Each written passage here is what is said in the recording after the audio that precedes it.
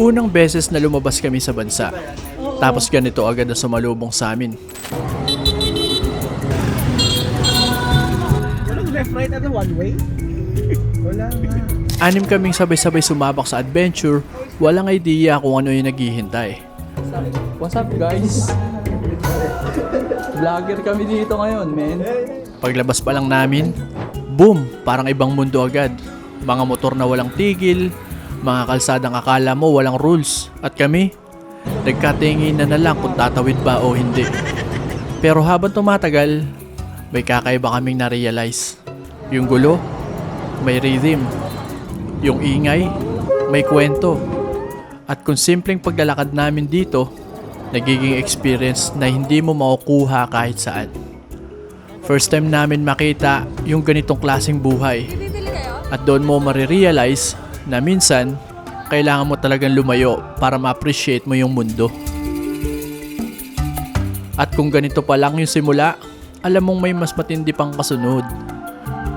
Kaya samahan nyo kami sa aming pinakaunang international adventure. Welcome to Hanoi, Vietnam.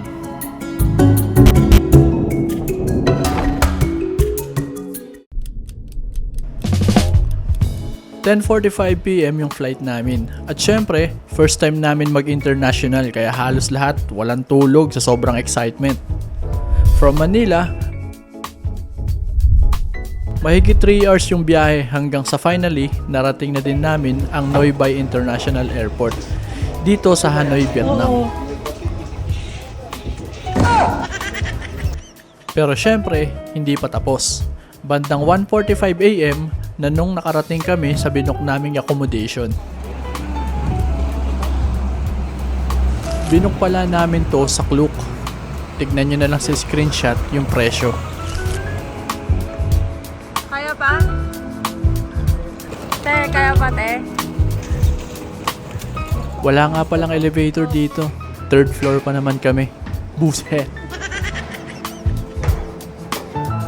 Go. At ito, welcome to our room. 4 kami dito. Yung 2 kasama namin may sarili silang kwarto. Sana all. Uy, walang wifi? Pero ito yung problema. Pag first time mo abroad, parang ayaw mong matulog. Kaya ayun, kahit madaling araw, lumabas kami, naglakad-lakad at naghanap ng pho. At grabe, doon namin na-realize, oo nga no, nasa ibang bansa na talaga kami. At dito nagsimula ang aming adventure dito sa Vietnam. 7 AM dito sa Vietnam at syempre, hindi kami napunta rito para lang matulog. What's up? What's up guys? Vlogger kami dito ngayon, men. Hey! Let's go. Uy, mag-iingay na itong mga to. Game na agad.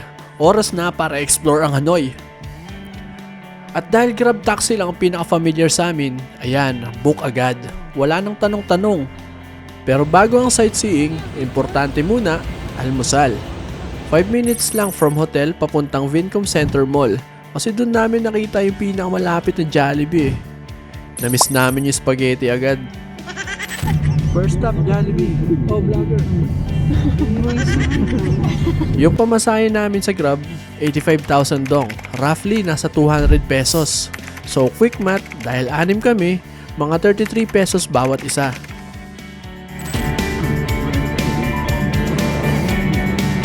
Pagdating namin sa Vincom Center Mall, usual mall lang naman siya. Iba nga lang yung mga salita. At nung nakita namin yung Jollibee, ayun, pila agad. Pero ito yung challenge. Paano umorder? Kaya ayun, turo-turo lang, sabay bayad, bahala na kung anong lalabas. Hindi ko alam yung napili ko pala maanghang. As in unang agad pa lang, usok puwet agad. Buset.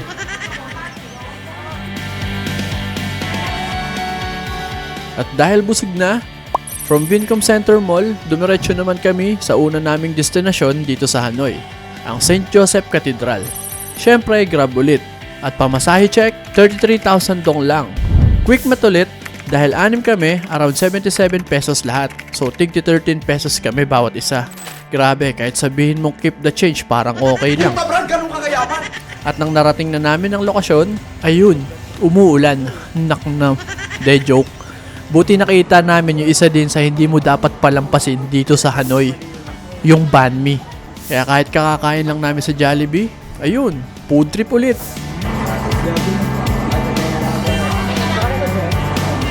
Halos katabi lang kasi nito yung St. Joseph Cathedral. Kaya after namin kumain, konting lakad lang, nandito na agad kami sa St. Joseph Cathedral. Isa itong historic church dito sa Hanoi na itinayo pa noong late 1800s. At mapapansin mo agad yung European style niya. Parang nasa ibang bansa ka. Habang nasa ibang bansa ka talaga. Ano daw? Next stop namin, The Note Coffee. Naglakad lang kami papunta dito. Sakto na rin para matunawan kahit papaano. At syempre, nandito kami para tikman kung gaano nga ba katapang yung kape nila. At pagdating namin, grabe, hindi biro yung inakyat namin. Mga ilang floors din yun para lang makahanap ng bakanting lamesa. Pero sulit naman, kasi pagpasok mo pa lang, mapapansin mo agad halos bawat sulok, bawat pader, kahit lamesa, punong-puno ng notes. Parang bawat papel may sariling kwento. Kaya syempre, hindi kami nagpahuli. Nagsulat na rin kami ng sarili naming notes. At ayun, sinalpak na din namin sa Gedli. Kita mo nga naman, Pinoy na Pinoy.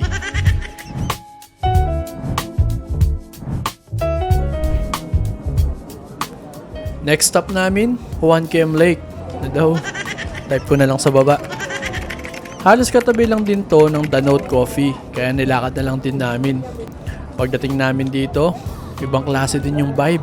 Isa rin siyang park na tambayan ng mga locals dito. At syempre, ng mga foreigners kagaya namin. May mga naglalakad, may mga nagre-relax. At yung iba, parang walang iniisip sa buhay. At kami, tamang muni-muni muna. Kasi sa totoo lang nakakahingal din maglakad. Layo na nilalakad, dive na yan.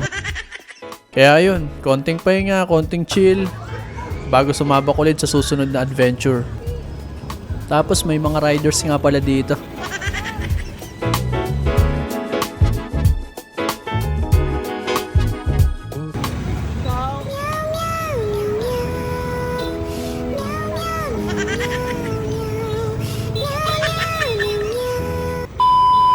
Ayun, at napadpad na nga pala kami dito sa Bangkok Cafe.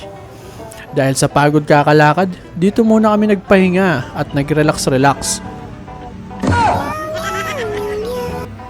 At syempre, hindi mawawala yung kape ulit. Parang bawat hinto namin, automatic may kape.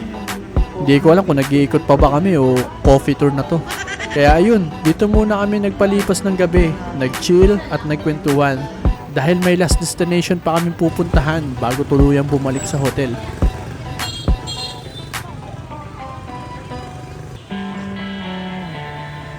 At dahil gabi na, naglakad-lakad na ulit kami. At mapapansin mo, naglalabasan na rin yung mga nagtitinda na street food sa Gedli. Ibang vibe na talaga pag gabi. Mas buhay, mas maingay, mas masarap mag-explore. At ang huling destination namin, ang sikat na Hanoi Train Street.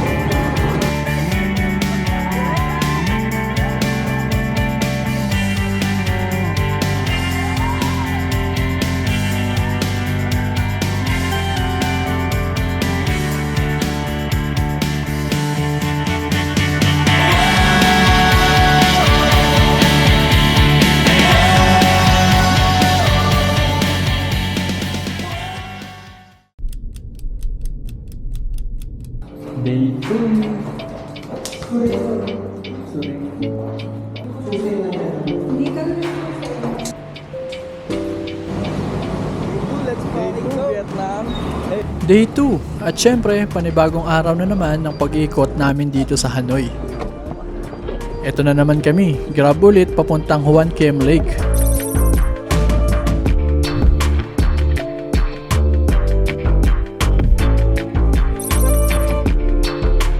Pamasahe check. 40k dong papuntang Huan Kiem Lake. Quick math ulit, dahil 6 kami, mga around 15 pesos lang kada tao. Pagdating namin, lakad-lakad muna habang naghahanap ng pwedeng kainan ng almusal.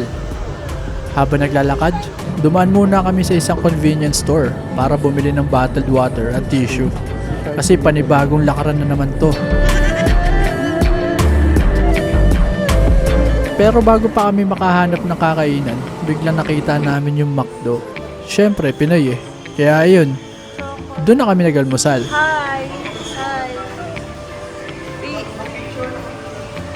What? Kahit meron naman ito sa Pinas, sinubukan pa rin talaga naming umorder dito. Ewan ko ba? Gusto namin eh. Tama na, masama nagiging pag-away. After nun, grab ulit.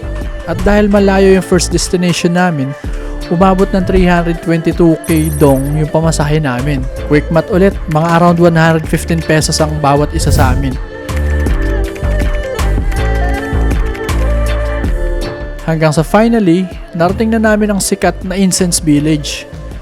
Isa itong traditional village dito sa Vietnam na kilala sa paggawa ng makukulay na incense sticks o insenso na ginagamit sa temples at cultural tradition nila. At iyon, sinulit na namin ang pag-picture-picture dito sa paligid. Nakita ko pa nga dito si Julia Montes oh.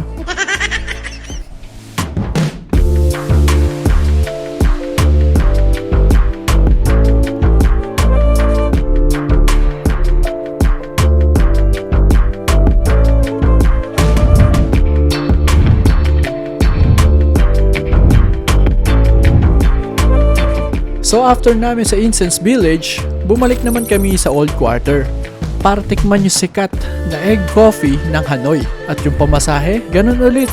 Kaya naman mag-compute, hype na yan. At ito na nga, Cafe Jiang, pinakasikat na coffee shop dito sa Hanoi. At dito talaga dinadayo yung original nilang egg coffee. Pero grabe din yung tao dito, punuan talaga. Kaya ayun, umorder na muna kami habang nag-aantay ng bakanting table. Tapos may isang table na nabakante kaso may dumating ding gano. Nagkatinginan pa kami, kala mo talaga nagkaintindihan. Pero buti na lang nakapwesto na din kami sa gitna. At ito na nga, finally, natikman na namin yung trademark nilang egg coffee. Sa totoo lang, unang higop mo pa lang, mapapaisip ka muna kung kape ba talaga to o dessert na.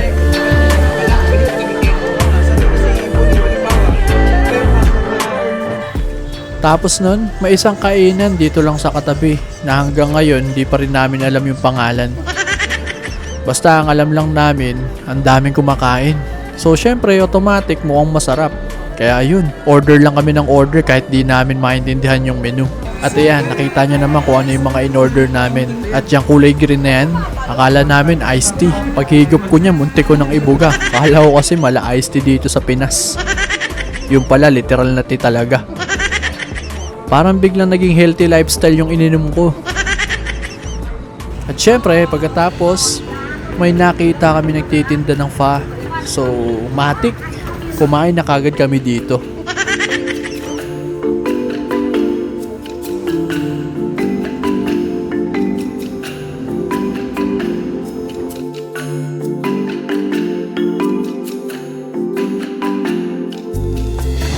At nang gabi na, pagbalik namin sa hotel, sa sobrang pagod na rin kakalakad, imbis na lumabas ulit, nag-grab food na lang kami. At pagkatapos kumain, eto na nga, bilangan na nagastos. Painggan nyo na lang kami dito. Boss, saan ka? Sa wala? Sa wala ka? Logis ah? Logis. Ikaw, kamusta mo? Tapos, kay Eric, 183. Kanya-kanyang minus na lang. Wag, bobo kami sa math. Uy, Diba, bobo. 189, 11K. Pwede sa'yo? 11K. Pahirapan niya to. Kay AC muna, bigay muna natin kay AC. Para Bayad na kami ah. ito. Bayad na kami. Okay, AC muna. 11K. Magkano ba yung ano? 90? 94.5. 10K. Oh, bigyan mo ko naman ng 1,000. Ay, wala ata 1,000. Wala rin. 330 na tayo baba. Hindi, sa inyo na yan. Sa inyo yung 1,000. Balato ah. Okay Ang problema, sa akin naman yung malalaking pera. Wala na akong manukli. 94. Ito rin no, mga problema yung 94,000 yung magkano. Oo. Magkano kayo? Kasi tapos na. Tapos na to. Tapos na pa yun. si Eric eh. 183.5. 0.5. Di ba yung auto ko sa'yo, minus mo na lang. Tayo, parang sugal, may hawak na pera. Yung pera siya. Manigapan ng bola eh. 200. Pahinga ko 105. Sali ka, boss, ah. 105.5. 183. 105? Ah. Pero 100 dito. 367. Dalawa tayo. 100. Wala din yan? Oo. Times to ba? Tapos, 10,000. Isang per head yung price spike, 183. Wala na akong 5. Yun ang problema. Wala pa ba? Per head. Ito, puro barya, wait lang. wala siyang baryan. Ano ba ito? Baryan mo nga. Mamaya na lang, mamaya lang. Bibigyan kita mamaya. Bibili pa lang tayo eh. Ilista Ito, ko lang. 12.5. Di ba naman magtatapos Kasi yung araw yung natin? 1K galing kay Galing sa Eric. akin, kaya 4.5 Bukas kasi easy, panibago ng panibago na naman. Oo, kasi sama na yun eh. Usapan mo, panibago na bukas. O, tapos yung Grab naman. Yung sa Grab naman. Tapos Yung kinain nyo! Kala ko libo. Lap, nagtanong ano, Rob? Kala ko lusot na ako, putang ina. Nagulat. Sabi niya, anong grab? Wait lang. Mamaya na yung game. May sabi ko sa akin to. 1.5 pa ako dito. Kala niyo dito sa pamilya ko. Ang pamilya niyo. Mamaya na ako, mamaya na ako.